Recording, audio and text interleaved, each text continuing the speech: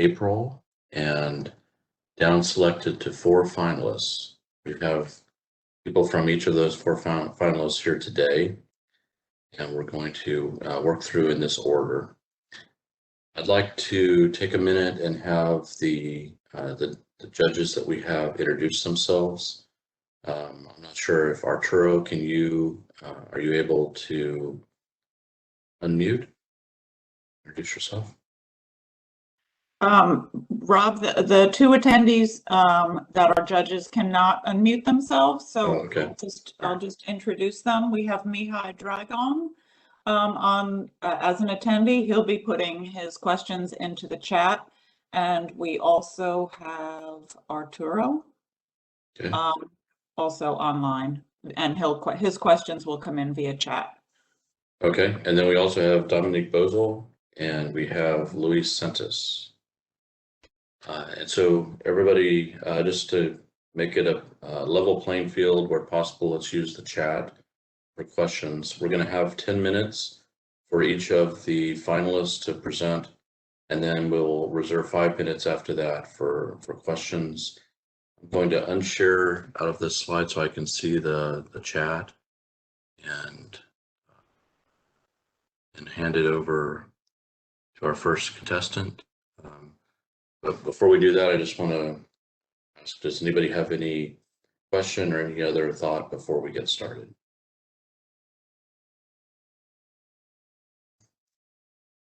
See y'all nodding and smiling. Okay, then let's go ahead and start. And we'll start with the first product, the MIRAI 250. Yeah. You did. And my name is John Nielsen. I'm president of Mobile Industrial Robots, and I'm here to present the MIRAI 250. I don't think I'm able to share my screen yet. All right. So Kathy, I think you need to give Soren the ball. Maybe I give him the ball.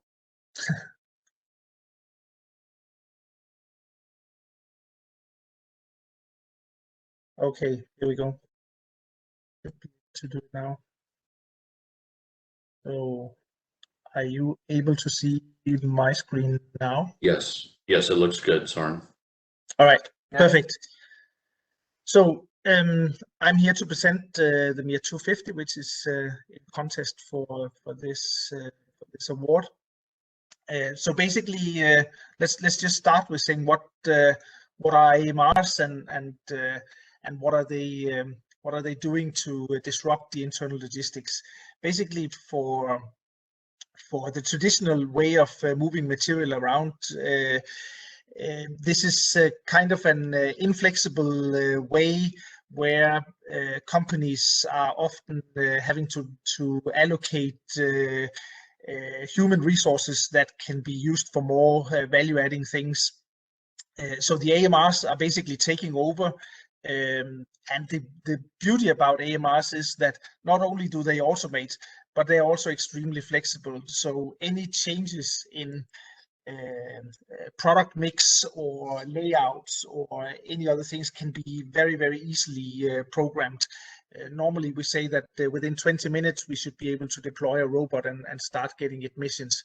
Of course, when you run with 50 robots in a site, it's a little bit more complicated, but it's just to illustrate that they are very easy to program, and that makes them very, very flexible. So what is the status of the deployment of the AMR technology today? Basically, a few years back, we were in a situation where most companies bought AMRs, autonomous mobile robots, for testing the technology out. But in the last couple of years, we have now gone into more and more operation mode. So the fleets are getting bigger. The demands for uptime is getting bigger. Robustness, basically an SLA level that is acceptable so that the customers can actually get rid of their forklift trucks or their other manual vehicles. But that means that they depend on the robots. So we need to get basically from a an interesting technology into having industrial quality and service organizations to support it. The market is huge, but we are still, I would say, it's still an immature business that is growing. So we introduced the MIR250 last year. It's the third generation of autonomous mobile robots from MIR. The special thing about the MIR250 being third generation is that we are basically improving on everything to do with uptime, efficiency, and agility. So the robot can carry more payload, 250 kilos versus 200 for its predecessor. It can drive faster, 2 meters per second versus 1.5. Basically, the ratio between driving and charging the battery is much increased. But at the same time, as a higher payload, we've also reduced the footprint of the robot so that it can drive basically everywhere where a person can go. So with the 250 kilo robot, a lot of material has to be moved around in very small aisles of down to 80 centimeters in width. The challenge here is to keep it small but still robust enough, and put all the safety functions in so that it's safe to operate around humans. We follow the current legislation and standards governing the safety on the area, but this is also an area that is in the mold and will be improved and further extended as we go along. So one of the things we did for MIR250 was that in our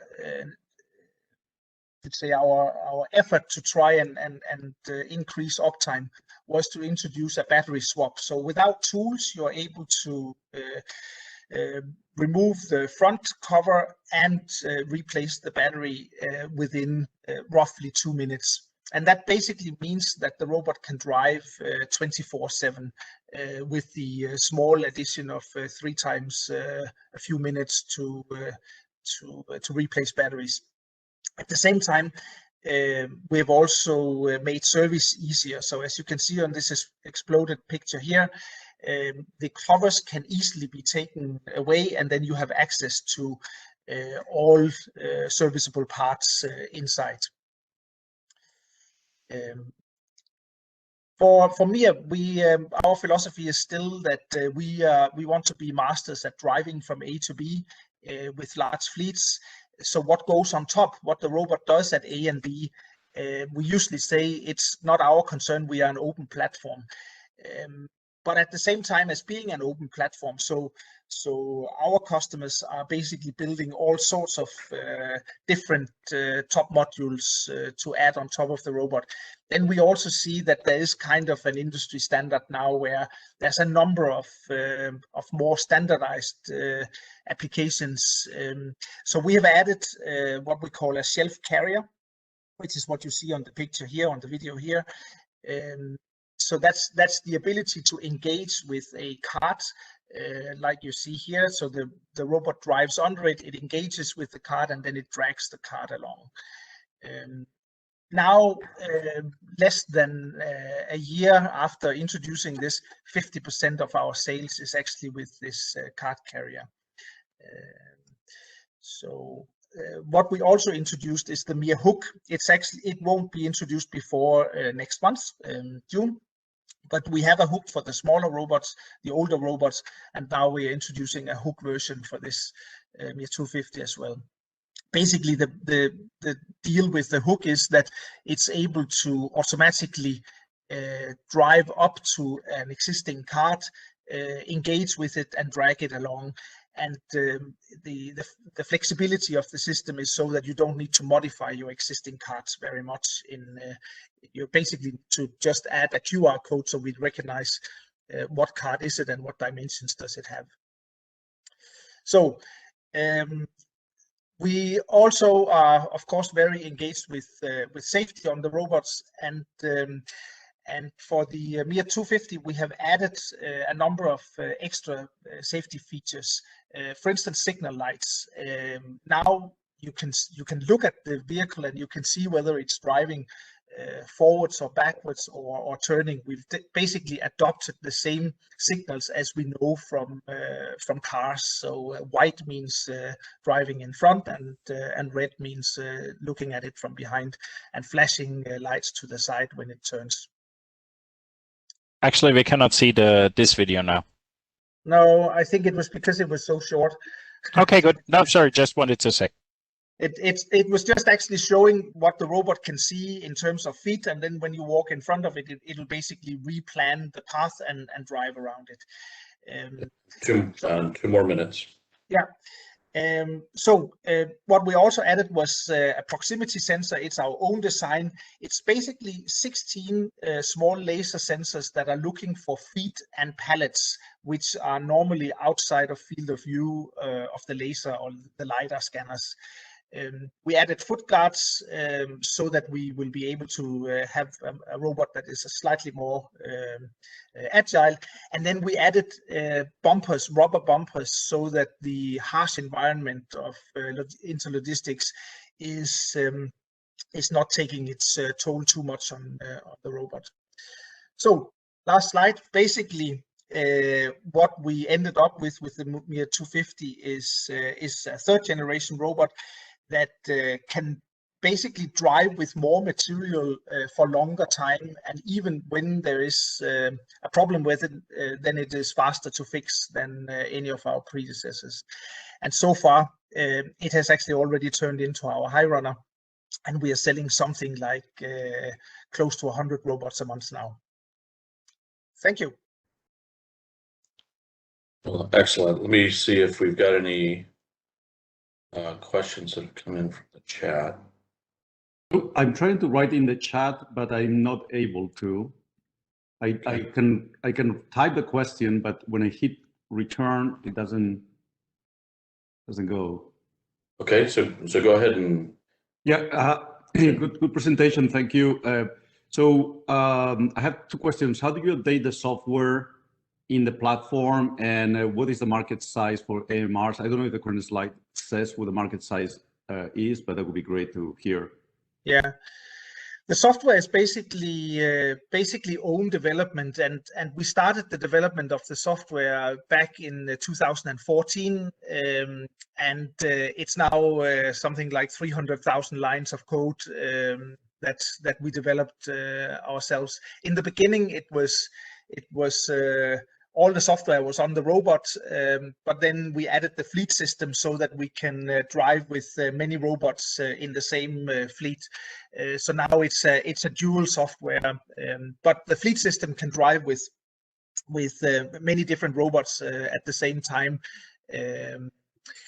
The market is it's actually very difficult to estimate, because we are also creating the market. You can basically say the 5 biggest companies, where we are one of them, when we make technological advances, we will actually open up the market more. But the way it looks now, it's roughly $500 million.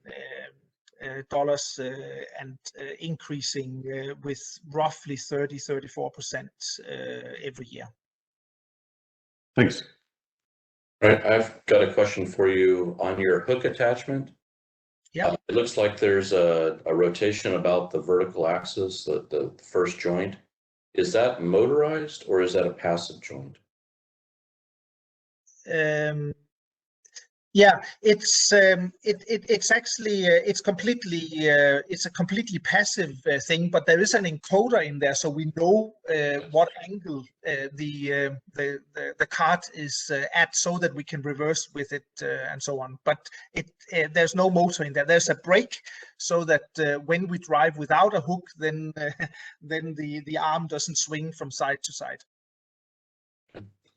Very good, thank you. Other questions? Yeah, there's a few questions in the chat. So here's the first one: 17 hours battery time. based on what workload? Yeah, it's a reference workload where we drive for 1 minute, then we are idle for 10 seconds, then we drive for a minute again. It's kind of an internal standard for it. It's what we think is representative of an average customer use case. Thank you. Next question is, any thoughts on automating the battery pack exchange? No, not yet. Not yet. All right, and the last question in chat is, do you have any use cases so far or examples of deployment of your AGVs? Oh yeah, we have 5,000 robots deployed with customers now. So there are plenty of use cases that we can make available for both the small robots, the large robots, but also the MIR 250. Almost all our customers are very large global customers. They seem to be first movers with this automation technology. Great, thank you. So, Kathy, sorry, you- Kathy, I also had sent in a question via chat. And I'm not able to see the question, the chat updates. Sorry. Okay, great. So sorry, then I just quickly repeat it. You have been saying that you can mount different things on top of your platform, and that's actually open to the customer to add something. How do you limit or deal with the geometry of the payload? Because you could imagine that somebody builds something on top that is actually exceeding the surface of your robot, and how do you deal with safety and sensors and everything in that case?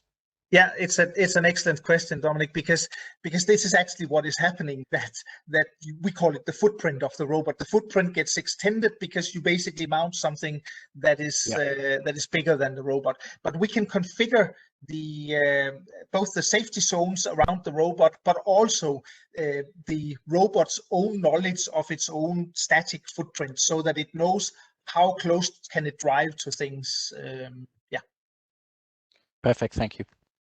Okay, and on similar line, do you have any extra control channels that are available for adding actuators or sensors on those top decks that your customers use? Yeah, we have. This is actually also, it wasn't part of my presentation. It is actually also part of this third generation. That in the beginning it was just an open platform, and you could basically hack into power supplies and Ross bridge and various ways to interact with the robot. But with this generation, we've added a standardized interface where there are safe outputs and inputs. There's a 12-volt power supply out, and there's also a 48-volt output.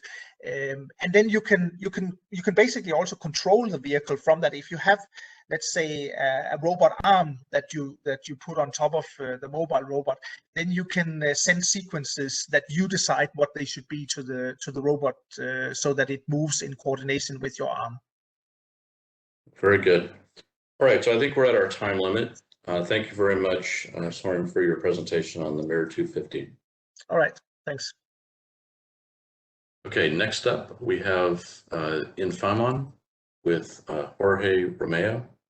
Jorge, Kathy, if you could send the ball over to Jorge, please.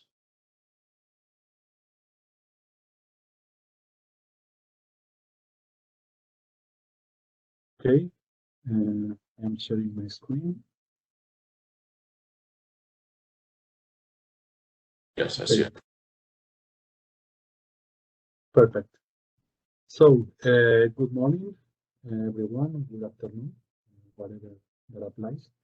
My name is Jorge Romeo, and I am the head developer of InPicker in INFAIMON in the Research and Development Department. Okay, INFAIMON is a company specialized in machine vision and industrial imaging solutions for 27 years now. Our main office is located in Spain, and we are around 130 people. Since 2020, we are part of the STEMER Imaging Group, extending our presence to many other countries all around the world. Let me show you a video to introduce the InPicker application and the problem we want to solve. Fundamentally, InPicker is a software used to solve the generalized pick and place problem. As you will see in the video, the pick and place problem has a wide range of variations in which the objects have different materials, different object size, different environments, and different object arrangements from one structure layer to bins full of randomly piled parts.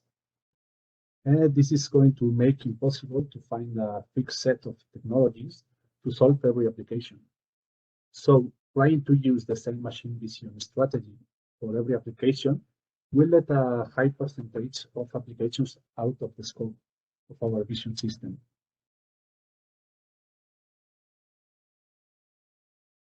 This application with Cork was especially tricky, and sometimes the placing in Agvs can be difficult, so there is a lot of variation.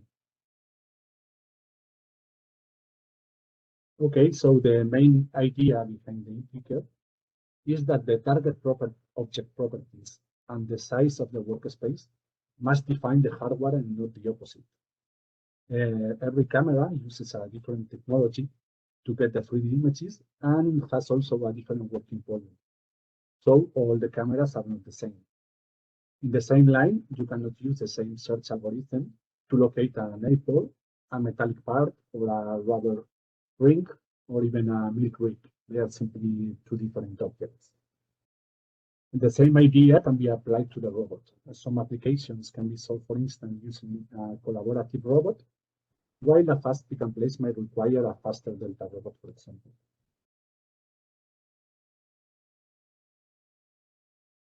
InPicker provides a simple and intuitive graphic user interface to configure Vision Guide robotic applications. It is split in 3 programs: the InPicker Assistant to visually configure the pick and place application, the InPicker Calibration to calibrate the camera with respect to the robot, and the InPicker Process, which is the application that is running in production after we have configured everything in the system. This is important. InPicker is independent from the camera and the robot use, allowing us to choose exactly the ones we need. In addition, InPicker is highly flexible, supporting in-hand or static camera configurations, and also mobile or stationary robot arms, for example, mounted in an AGV for an autonomous mobile robot.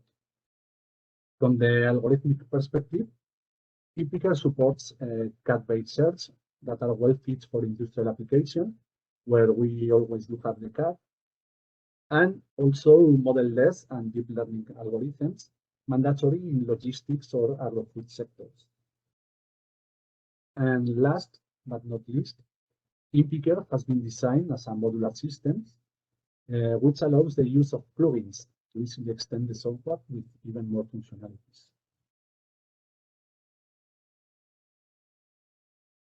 Okay, about the project genesis, it all started in 2009.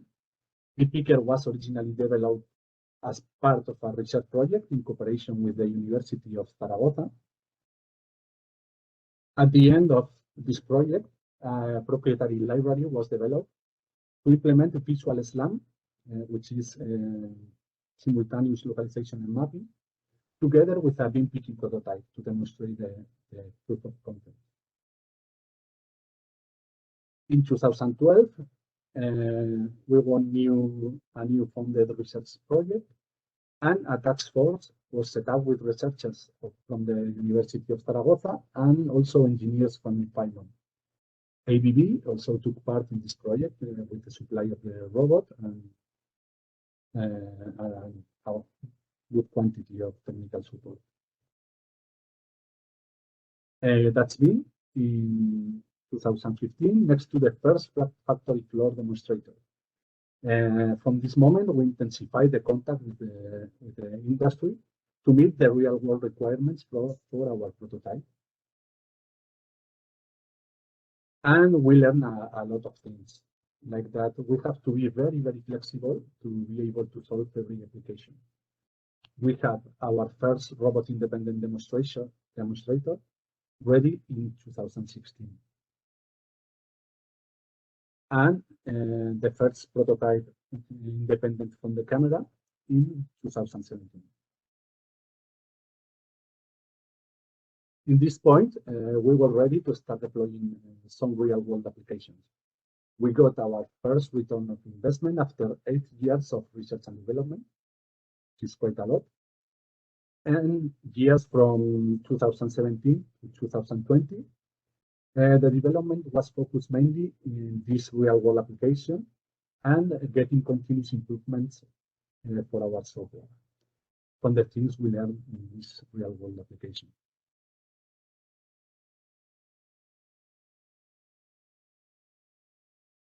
Today, the research and development in this product is continuing. The last 2 years have seen substantial advancements, led always by the market requirements.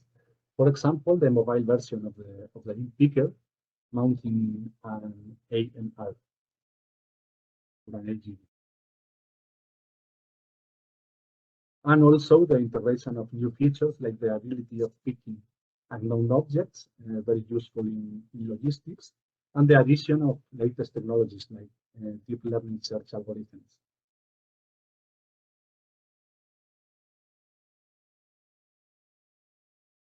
Here I am presenting a list of public projects we won for our InPicker software.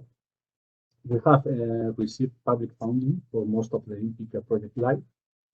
We started in 2009, changing three projects from the Spanish government.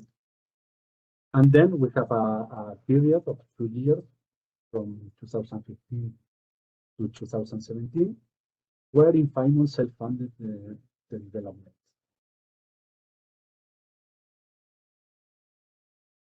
Recently, for the last year, we have won 3 additional projects from Spanish and from the regional Catalonian government. So we are going on with the research and the development of the product right now. 2 more minutes, please. Okay. Also, InPicker has been awarded with some international recognitions, like the Horizon 2020 Seal of Excellence, the Industry 4.0 Award, and the Best Innovation Technology for the Factories of the Future in Advanced Factories. Regarding the market trends and opportunities, current industry is in a transition from mass production towards custom products. This is leading to a new productive scenario with flexible and changing production environment.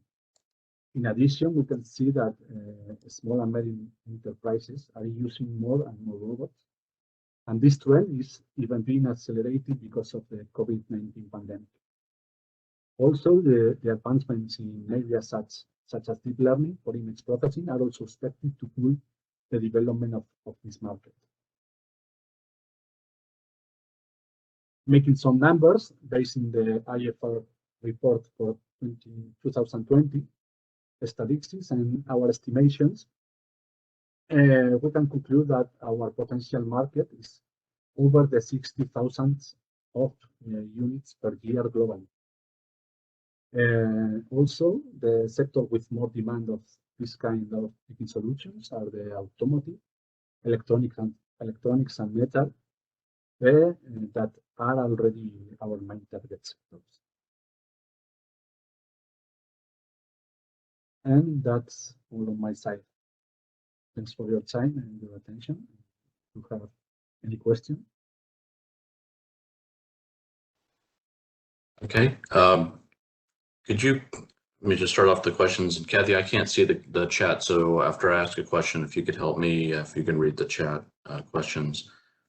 Could you talk a little bit about integration with diversity of manipulation systems and how your vision system has worked with lots of different manipulators and grippers? Okay, when we are facing a new picking problem, it is usually the integrator who has to choose the right robot. When we are talking about compatibility with different robots. We are in fact talking about standard communications protocols, industrial protocols. So of course the robot is modeled in our system to avoid the collision and everything related with the application performance.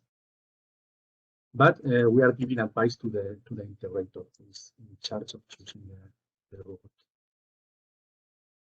Okay, thank you. Kathy, are there any other questions in the chat? Yes, I have one. Here's the question. We noticed in the application that CAD models are still required for identifying most of the objects to be picked. If so, how does unknown picking differ from the classic bin picking solution based on known models? Okay, the main difference between using a CAD model or not is that if you are using a model, you know exactly how the part is being read. If you are using an unknown picking approximation, you are picking the object where the gripper fits in. But you don't really know how the object is being read. But in general, our advice is if the CAD model is available, use it. It has many advantages. But for natural objects, for example, or in logistics, where every package is different, you have to use a model-less approximation. What CAD file format do you use for representing the object? Sorry again?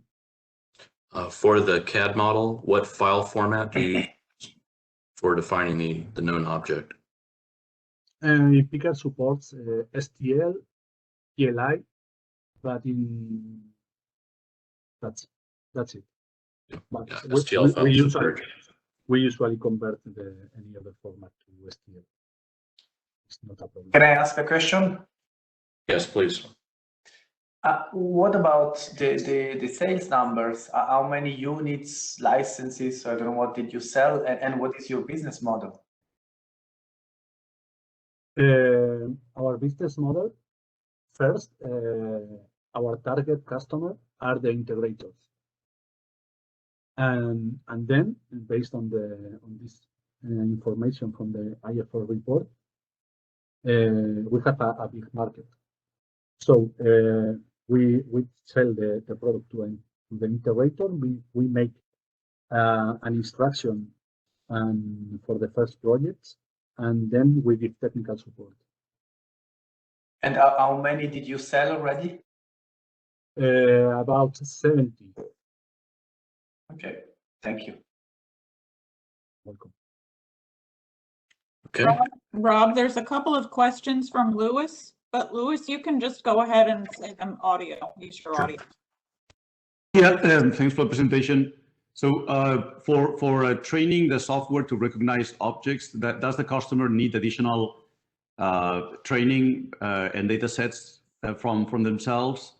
And how do they go about, if so, how do they go about training the classifiers? Okay.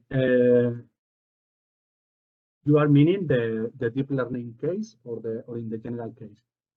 In the general case, we are using the InPicker assistant to make a visual configuration of the application. See the communication, camera, container, gripper, object, and then the environment. In the case of deep learning models, we have an additional software called Intelligence, which is can be used to train the models. Regarding to the configuration, we usually get some example images, and then we perform the configuration based on these images.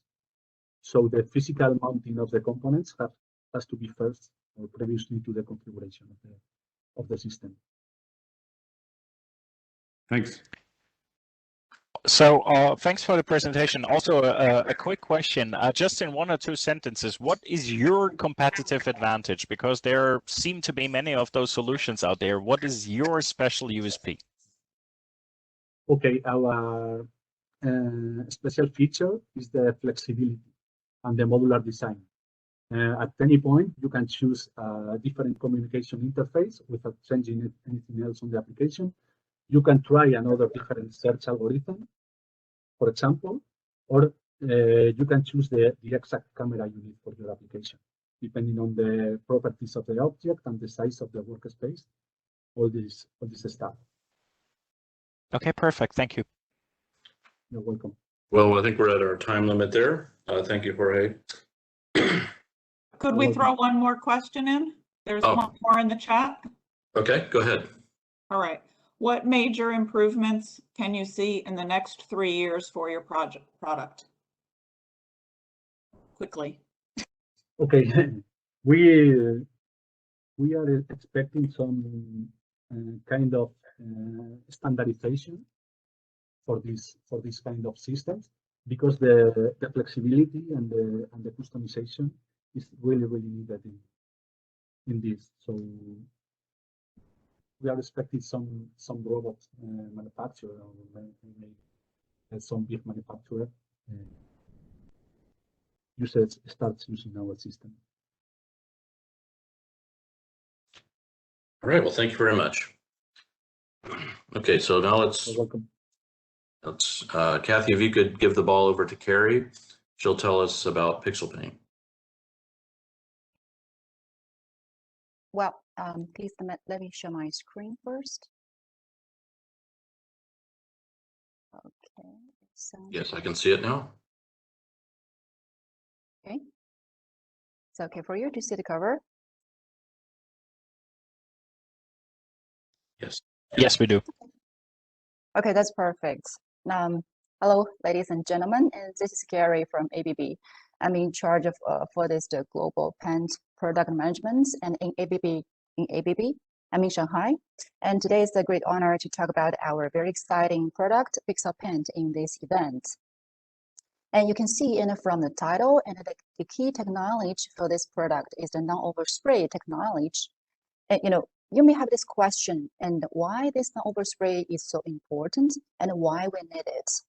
I really would like to show you something first as a starter to share with you and why we need it. And here you can see from the first video, and that is the way and we're doing the painting and on the car. When you see all these colorful cars on the road running around, and this is how we're doing the painting. And in the last decades, especially in the before year 2000, you can see all the paint mist around the door. That is overspray, which is meaning, and we're actually using only 40% of the paint. The 60% of the paint is overspray. That will be a waste. So, and we are using this way to do the painting for many years before. And this waste paint and will really bad for this environment, because the paint and will bring the VOC, volatile organic compounds, and the CO2 and a lot of waste waters. And that is something we try to avoid. And the good news is today, this is showing what we're using today. Today we're using this robotic application with electrostatic application with atomizer. So this application is actually with some high rotating felt cup, which will spraying out the paint with a centrifugal force. With this technology, and we are charging the paint particle with some high voltage. At the same time, and the carbonate is earthing. So you can imagine that all the charged paint particle will be attached automatically and on the car. But even with this technology today, and we still have the waste around 30% of the paint. Compared to 60%, we have big improve, but there's still big waste. And this exactly and the reason and why we need to bring the non-overspray technology, because we're aiming to bring the paint, the overspray down to zero. Because today, and our customer, when they're using this in this ESTA application, they're still spending millions of dollars in one paint shop per year and to dispose of wastewater, paint, and handle the VOC and CO2 emission.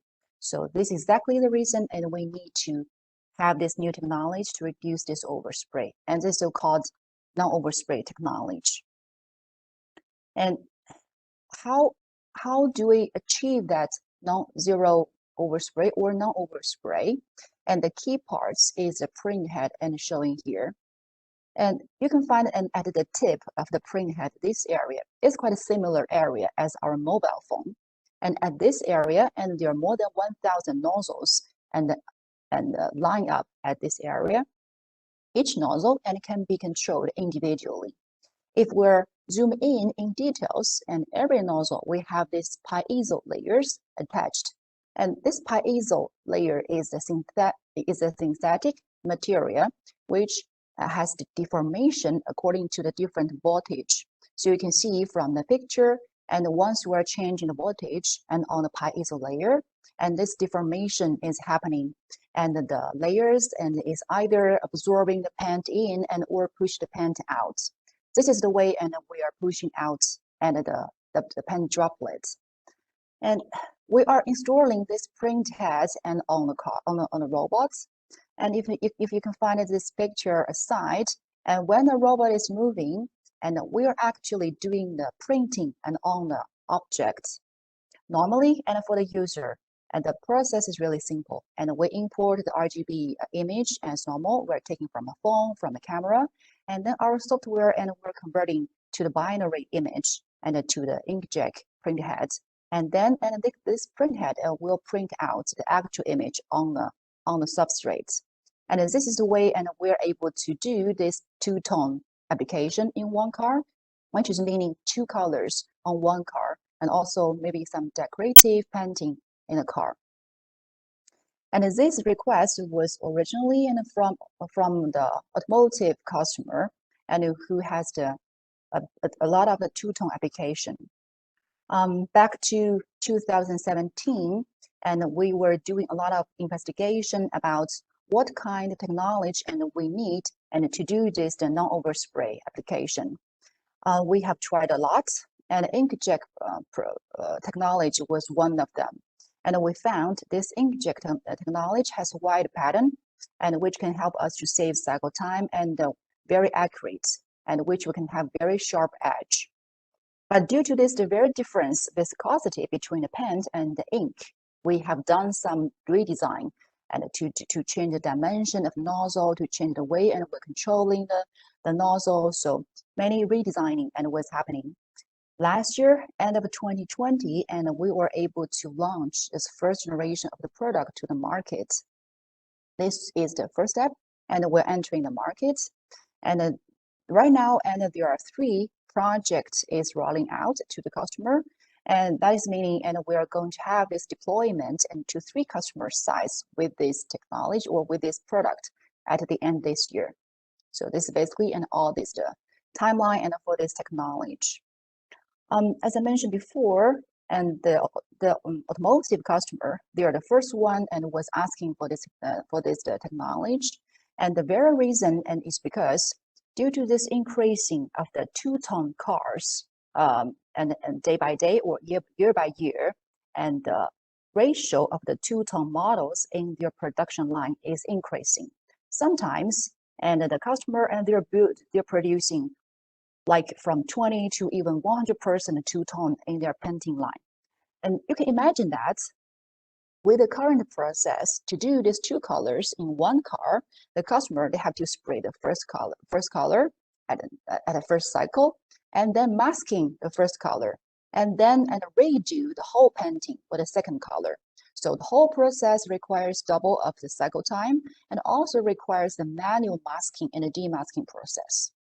And this is why our customer, they are quite suffering, and they're eager for this technology. And with this PixelPaint technology, and we're able to deploy this one station at the end of the painting line or in line.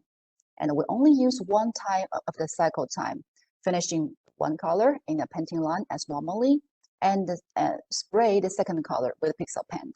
So that is the way and we're doing for the two-tone or the customization image printing. And by this non-overspray technology, and we're able to help the customer to save $1 million in one punch job, mainly from the removing of the labor to do the masking, and also remove the paint overspray. And also the big saving is actually from the film, which we're doing for the masking, also the tape. So that is a huge part for the customer and for their OPEX. And speaking of the market size here, because we are talking about automotive customer first, and then as the forecast from IHS, and the capacity of the light vehicle globally will be up to 104 million in the future. So, and we can see the 20% increasing from 2020 to 27. At the same time, to produce this extra 20% of the light vehicle, we need also 20% more of the painting line. So we have the different steps to push our non-overspray technology forward. Firstly, and we focus on the two-tone application, and which is targeting 2 billion market size until 2027. And but this is not the everything, and we want. We also have the more ambitious targets. We want to apply this technology for the whole car body. And if we're talking about the whole car body, and we are targeting around $40.5 billion till 2027. So that is the direct investment from automotive, not mention the other segments outside of auto. So speaking of this, the sustainability, I'm talking about automotive customer as the first step, but we're also focusing on and the other segments afterward. So, and what kind of technology or features we want to keep or we believe in, we need to keep.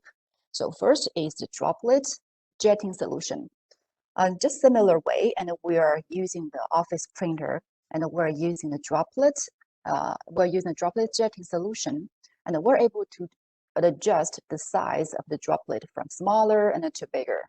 And combined with the robot moving, and we're able to adjust this interval between each droplets at the same time and change the size of the droplets. And then we're able to change the film thickness of the layer. And then to get the very high resolution printing appearance, and we have a lot of the nozzles and more than 1,000 at the tip. And this is the key, and we are able to have very high resolution image and printing on the car. Okay, thank you.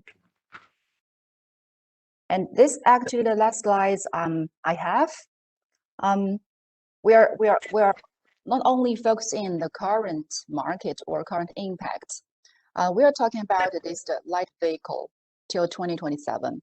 So if we don't have this technology, and we have the huge emission or huge waste still from paint, from VOC and CO2. But if we're able to apply this technology and in the painting shop with robots, and the target will be reduced up to 35% in the robotic painting application station. So that is meaning thousands tons of paint consumption reduction and the huge reduction of the VOC and the CO2 emission, not to mention the other waste waters. And the automotive customer as the most demanding customer, and we focus on after this deployment in auto, and we also will spread out this knowledge and wider outside of automotive. For example, for furniture, painting, maybe for the 3C goods and our laptop and our mobile phone, and for the toy, and even for the large workpiece like the aircraft. So everything and about painting, and we are focusing on.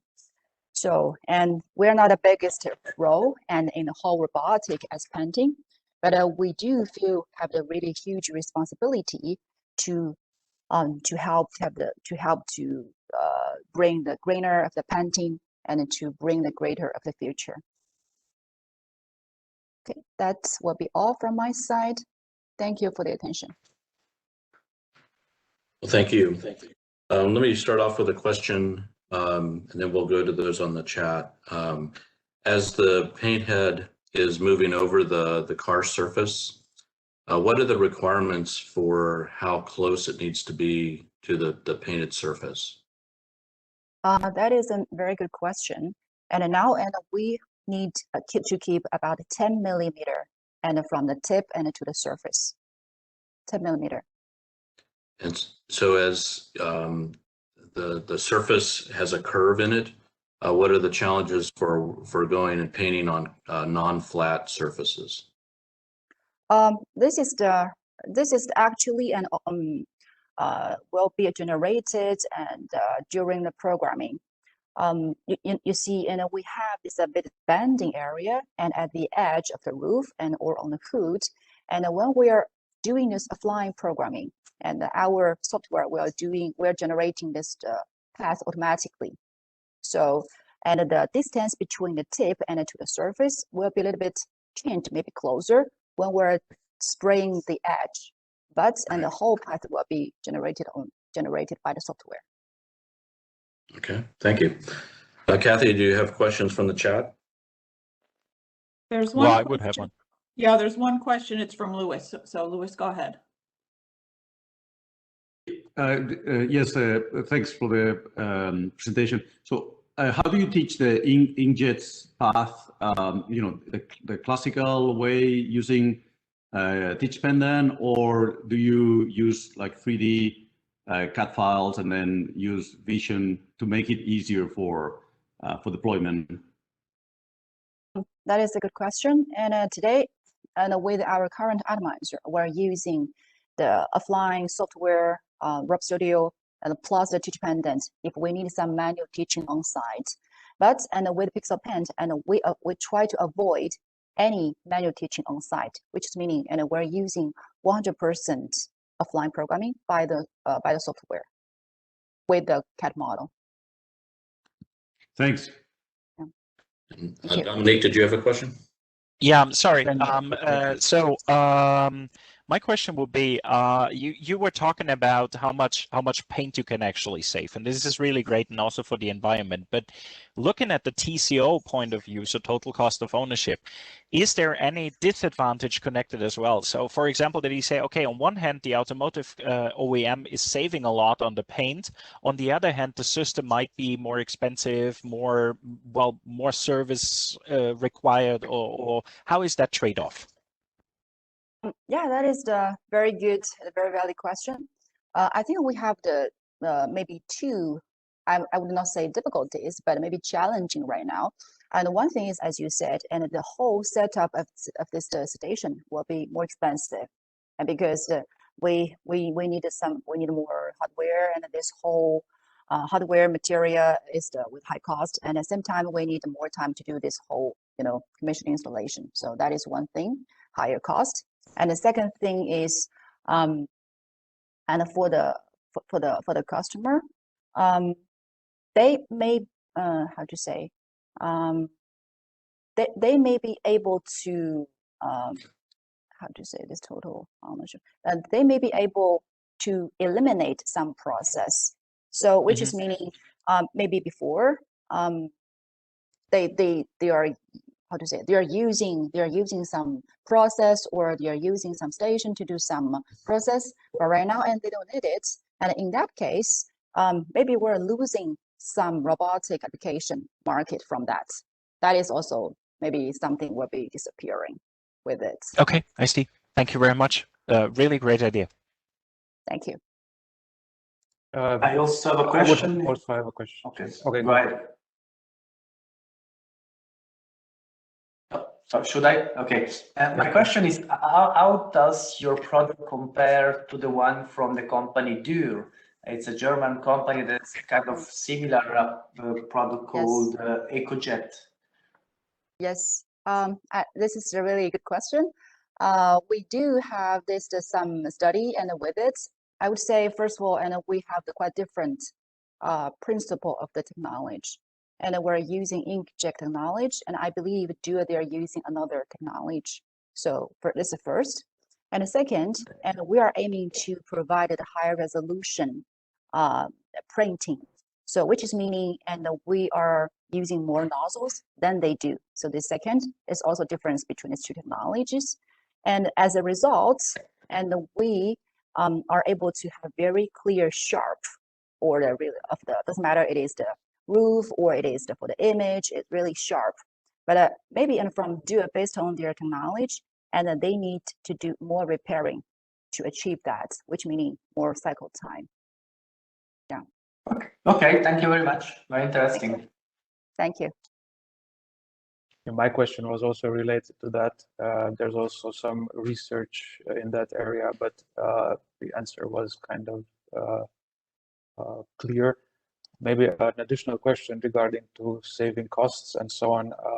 Do you still need to heat up the parts painted? Or I mean, the paint drying process in the oven? Could you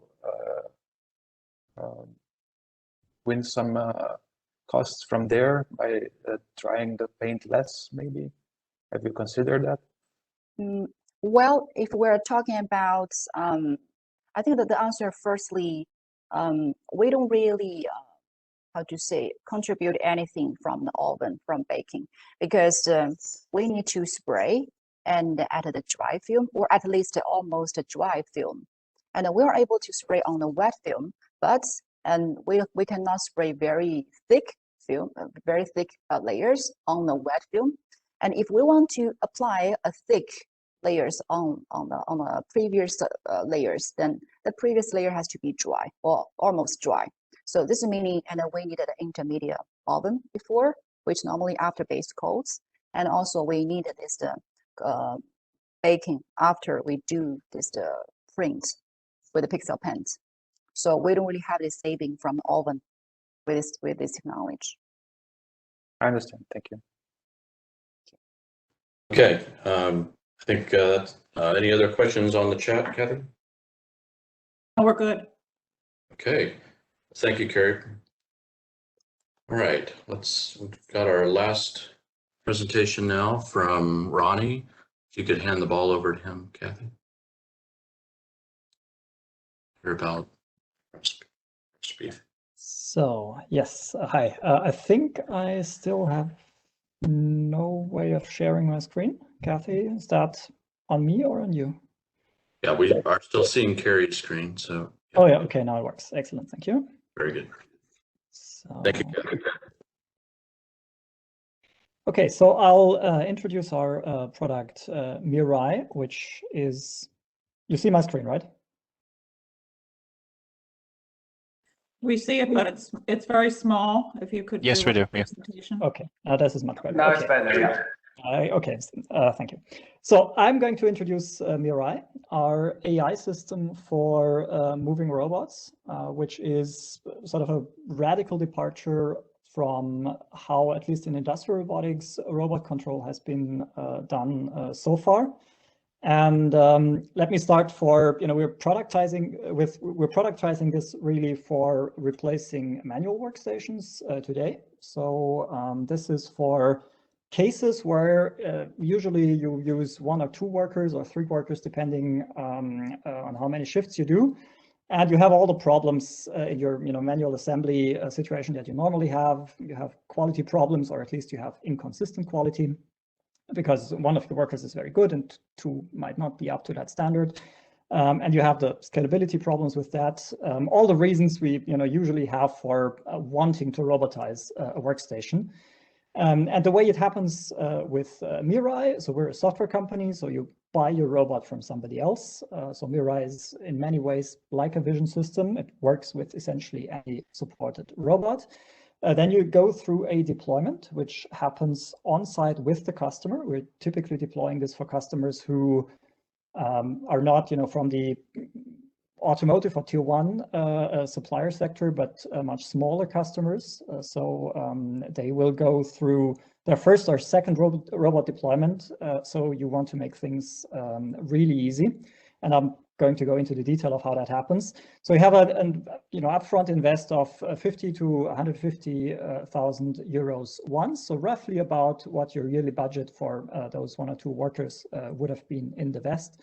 And then afterwards, you're in a fully automated situation, fairly familiar model. So how does it work and what does it do? So we started with developing this with the basic assumption that just fundamentally the right way to move an articulated actuator is to do it in real time, and to do it on sensor information that you get in a streaming fashion. You know, if you imagine 10 years from now, and this is a world full of robots and they all make movements, you know with absolute certainty that those movements that those robots make, if they're ubiquitous, have not been pre-programmed for, you know, fully anticipated situations, but they are reacting to what's happening in the world, and they will be learned. These are the things we sort of knew, and then we said, okay, can it be done? And the answer is, with deep learning, it can be. Everything else we did before is sort of a hack that we had to do. We had to make assumptions about predictability of the world, because that was the only thing we could deal with. And now with deep learning, we can make a fully real-time, fully sensor-driven control scheme happen. So MIRAI, our product, learns movements from humans, learns hand-eye coordinated movements from humans. And the best way to explain this, I think you still see my my video, so you need to squint a bit and watch that. So if you imagine you want to plug in a cable into a phone for charging, maybe because you built the phone just now and you want to plug in this cable, what you would have done in the past is use a 3D camera, and the 3D camera gives you a point cloud, and then you have a 3D model, a CAD model of the phone, and then you fit the phone into the point cloud, which, you know, depending on how fast you are, might even take a while because it's a hard problem. And then you give a single movement directive to the robot to make the plug-in movement. And that is famously brittle. Plugging in cables is hard. Elon Musk tweets about this sometimes because he has been sold a system that was supposed to plug in cables and then couldn't do it, and he had to use humans in tens. And the reasons the humans could do it and the robots could not, it's that the robots are trying to solve a much harder problem than we humans when we solve it. When I plug in a cable to this phone, I have no idea where the phone in base coordinates of my left arm is. And I do not make a single precise movement. The measurement is a really hard problem to solve. What we humans do is we just move towards it and make small corrective movements as we approach. And they get actually easier the closer we get, because it's easier to see how the right correction is. So this precise capability of just moving towards the target and making small corrective movements as we approach, learned from humans on site, is the capability we give to industrial robots with MIRAI. So this really learns essentially any tasks the hardware can handle. Of course, there are still tasks that, you know, require more dexterity that we don't have the end effectors for. But pretty much any movement that you want the robot to learn, you can train the robot to perform. And this is done by, if you watch the setup of this little UR here, you will notice there's a force torque sensor here on the wrist on the robot. We do this with kinesthetic teaching. So you literally take the robot by the wrist and guide it through examples of good movements, 4 examples of how the world could look like. And the data that will be gathered will be sent to the cloud, generalized, it comes back and it generates a robot skill that immediately and every time, without any human interaction, works. It's a pure software system. We sell you this on this little black box down here, so which is an add-on controller. It contains a GPU. Essentially, this is a gaming PC because robots don't have accelerated hardware for this. It works with any camera.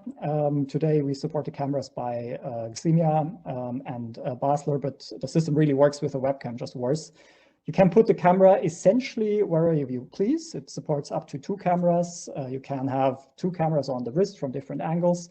You can have a single one that does an overview or takes an overview of the workspace. It's pretty free to configure where the cameras go, as long as you have enough pixels for the robot to notice where to move. The system will work. One of the golden rules is, if you as a human have a look at the images that the robot sees, if you wouldn't know how to move, the system won't either. But if you would know from 1 or 2 images that you get from the cameras how the right movement would look like, the robot can learn to perform it.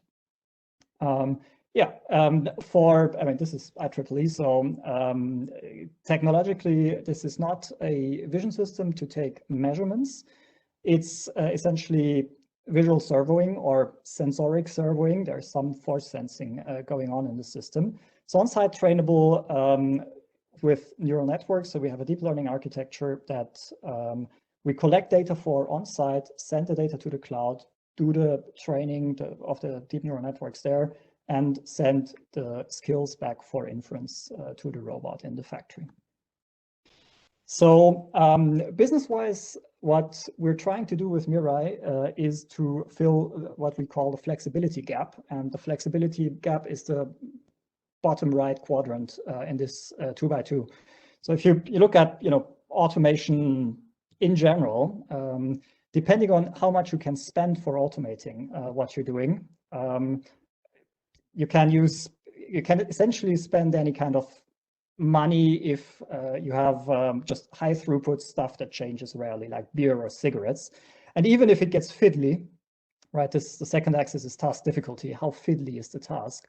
Even if it gets super fiddly, all you need to do to return on your investment is run the machine for some longer, and you can still spend the money. So no problem up here. For the more fiddly things, you would use traditional robotics, or if you have very low automation budgets, this is where cobots come in recently. And they're all limited still by essentially the difficulty or the fiddliness of the task that they can perform.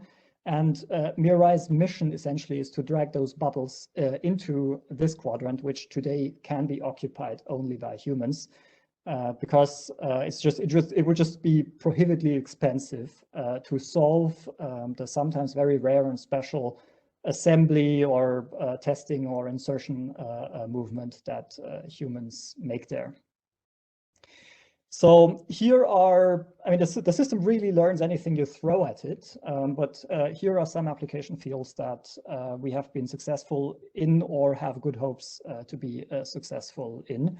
So there are, on the top left, we have like the bread and butter handling cases. Something needs to be moved from A to B by a robotic arm, and A and B aren't precisely known, or the object is flexible, or is food, or you just don't have any CAD data, or you just have varying light. Light is one of the type of variances that the system will just deal with given enough data. So these are really, all these customers are essentially moving stuff from A to B, and just like MIRAI for the ease of use and the ease of it being set up.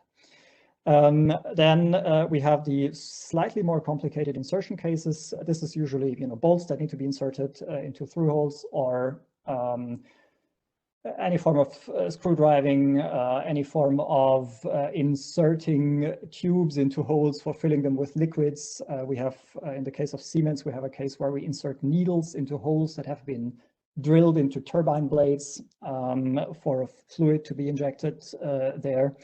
And then we have actual assembly cases. Knott's, a partner of us in the US, did a demo of actually gear meshing, where you need to rotate gears so they would fit. And it needs to be fast, so you want to see and not feel your way in. You can't bump into things. So you have these actual assembly cases. And then two of our more bravuro type of applications are leak testing. I had brought a video, so I'm not going to explain this. I'll show this in the video on the next slide. And cable handling, where we haven't fully industrialized cable handling for all these customers that you see down here. This is very much explorative. We have proven that it works, and there will be a bit of a distance before this is fully industrialized. But for instance, for plugging in cables for wiring up batteries for electric vehicles, this is something that we're exploring with the product, and that does seem to work. Okay. Two more minutes. Oh, that's perfect, because that's my video that shows you the leak testing application. So we're in a factory that makes refrigerators. The thing of the refrigerator, the problem that we're solving here is, in the back of the refrigerator, you have a compressor, and then you have copper tubes, and the coolant circulates in those copper tubes. And the copper tubes have been put in by humans on an assembly station just before that station. And they have been filled with the coolant. And now you need to make sure that the coolant doesn't leak out, because if it does leak out, your fridge breaks and your kitchen explodes because it's highly flammable.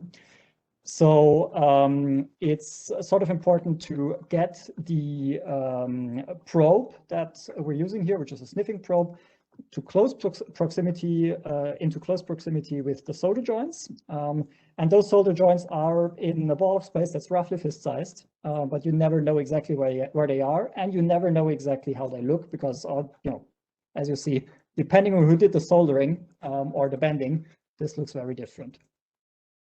Yeah, So this has been solved by the customer on site. Let me just scroll ahead a bit. Where is he? This is Siggy. He trained it. We didn't do it. I know nothing about testing fridges. By the demonstrations he gives here and our tablet app, this application has been trained on site. Okay, that's all I had.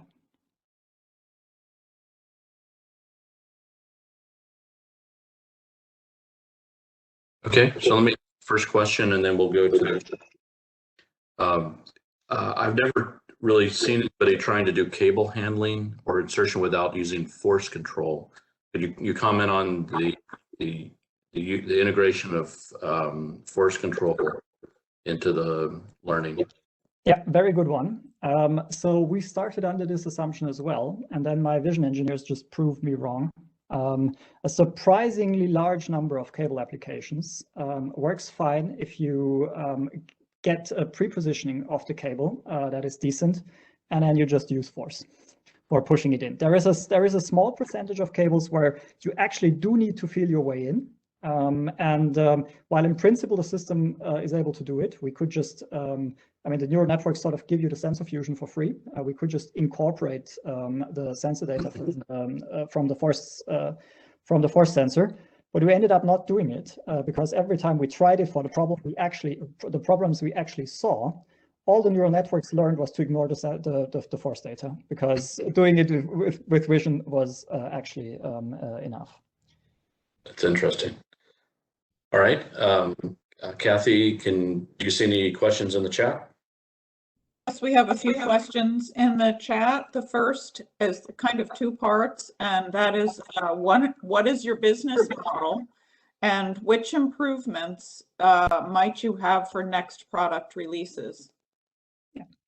So the business model is pretty straightforward. We are seeing ourselves as, this is a component like the robot itself, or any form of gripper. So we will sell you the control unit together with a camera and a license for the system, and then you're free to use it any way you like. If you want software updates, which some customers do benefit from the frequent software updates we do, you can move to a recurring revenue model where you will pay us monthly, and then you always get access to the latest improvements to the algorithms. We do tweak them a lot, not for any type of applications generic enough, right? We don't look into the applications. But one change that we made over the last 18 months was we went from 26-ish hours cloud training time to 1.5. And we went from requiring 400 demonstrations per case to, in some cases, as little as 5 to 10. So these are all things that are ongoing, and if you want to benefit from that, you can move to a recurring model where you pay us frequently, and then you just always get the latest version. Many customers don't want that. They just want to train it once with whatever is current and then put it in a factory and forget about it. But that's why we use those two models. The upcoming improvements are about the learning curve of the engineers that are using the system. Right, you're feeding the system data, and then it gives you a skill. But it's harder to establish causality between things you do and things the robot does than in a normal deterministic programming environment where you can just try instantly. So we're trying to make it easier to understand, how does the data that you feed it actually affect the system that comes out of it. And the other major improvement is, you've seen all the examples and screenshots I gave were on cobots. Of course, we have people with moving larger kinematics and moving faster applications. This is real time, so it matters how fast we can do the inference on this. So we're at 20 Hertz right now. I think the limitation of the neural networks is somewhere around 70. Now we need to get the cameras up to that speed. Just higher robot movement speeds are one of the improvements that we're looking at over the next 12 months or so. Okay. Another question from the chat, Kathy? There's one more question from chat, but it's from Luis. So Luis, would you like to unmute yourself? Yeah. So if you can give us some details of, I don't think I saw a lot of the software. We saw the the operator there with some screen. There was a couple of bubbles, but if you can walk us through very briefly, obviously, on how does it look like, the user interface, and what is the set of interactions that the user does? So there is really not much more than the two bubbles. What you have on the tablet is a button that says, now I want to give a demonstration. So you configure your world into a situation that might actually occur, that the robot might have to handle. Then you click, I want to give a demonstration. Then you grab the robot by the wrist and show it where to go in this configuration of the world. And then you hit one of those two bubbles that you saw. The one says, that wasn't good. I don't want the robot to learn from that. Or this was a good one. I wanted to learn from that. And then you repeat, and you do this, and it's anything between 500 and 400 times. And then at some point you say, now send to cloud, give me the skill. Then you wait 1.5 hours, and then you get the skill back. And then actually you need to go to our most complex screen, which is where you configure how to get out of the real-time control, right? The system needs to understand when it's done and hand back control to the usual robot program, just a standard control flow. So on ABB, we drop out of EGM and you continue your repeat program, or in the Universal Robots world, you move on to the next node. And the configuration for that, you have a bunch of options, like if you sense a certain force, or if it looks like it's done, or if the robot stops moving. Some movements end when the robot has reached its position and the skill tells it to stay stationary. So you have a bunch of thresholds to configure of when to move back, and that's really all you have. And then there's just a list of skills and your usual information architecture to handle the complexity of the data that you've added. There's no calibration. There's not much configuration going on. It's really literally show them data to a robot. Thanks. Thank you. Any other questions from the judges? Yeah, maybe just one about how much AI knowledge does the person who uses this system to have? How much does he need to know about what's going on underneath? Yeah, very good one. And we're still learning this. I used to claim very boldly that anyone who can service a bicycle can do this. And it's true to a degree, but you need to have a basic, you need to be able to basically map that you're giving data that trains a system. So you need to understand that the system will try to reproduce what you're doing. So you can't be sloppy. You don't need to understand any of the neural network magic, or how backpropagation works, or what a convolution kernel is. Of course not. But you need to aware that you're sort of showing a range of things that the system will generalize over. And it still doesn't free you completely from doing some spatial cognition and understand, I need to see this from various sides, and I should probably show this, from various angles. And you need to sort of systematize what you show, right? If you just show perfect examples, then it will only be able to handle perfect examples.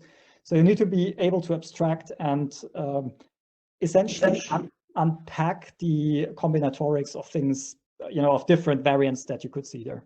So for instance, if you have, different shapes, for instance, you're handling apples, then you need to bring 15. So it has seen different colors and shapes of apples. And if your light varies, because maybe, sometimes you want the system to work in bright daylight, and sometimes you want it to work when you have artificial light. And this is also something that you need to combine with the 15 apples. So the best trainers for the system make sort of a plan where they unpack the combinatorics and make sure for all the things that they could have seen, at least one example is in there for the system to generalize over. It's not, it's not a complete catastrophe if you have some gaps. Neural networks are uncannily good at generalizing, but this understanding you need to have. The math of it, you don't do any hyperparameter tuning, or all of this is taken care of. All of this is automatic. So there's really no fiddling with the number of layers or the number of rows, nothing. No, no. The architecture we have, and by the way, we don't do it either. It's not that there's a mechanical Turk setup where 15 PhDs in Berlin do the hyperparameter search for you. We just built an architecture that handles what you throw at it by being general and by applying a lot of heuristics to your data. And this is sort of the part of the secret knowledge of this company is just we have seen many of these applications and we know how to pre-process the data for it to work every single time. And you will catch us. Every 50th case or so, you will catch us with something that doesn't work instantly. And then somebody will fly in and look at it and learn, why this one didn't work. Okay. Okay, well, I think that any last questions? Hearing none. I want to thank all four of the companies. Excellent products. It's a great time in robotics. A lot of different industries benefiting from your developments, and we want to thank you and wish you good luck in the future. Going forward, we have a final judging session that will be closed to just the judges later this morning or afternoon or evening, depending on the time zone. And then we will make an announcement tomorrow at the Industrial Forum, which is starting at 9 a.m. U.S. Eastern Time. And we'll make the announcement at the beginning of the Industrial Forum. And I invite everybody to participate in that. This year's focus is going to be on robotics and automation for the construction industry. With that, thank you very much. Appreciate the time of the judges and the companies who are our finalists this year. And Kathy, thank you very much for helping to set up and run the WebEx session this morning. Thank you. Thank you. Thank you. Cheers. Thanks, Take care. everyone. Bye. Thanks to our attendees for joining. Bye. Goodbye. Thank you, You're everyone. welcome. Bye. Bye-bye. Thanks. Bye. Good luck.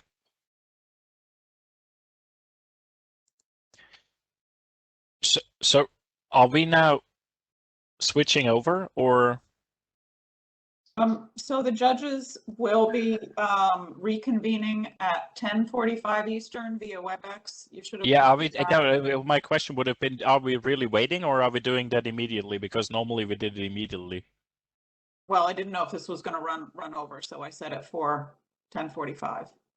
Okay. And I think we Go grab coffee. yeah. Okay. We grab the coffee too. So, and I think we got two different links for the meeting Yes, at that's right. 4:45. So Yes. I will try the latest and otherwise come back to the first one. All right. Very good. I'll see you there. See you. Thank you. See you guys. Bye.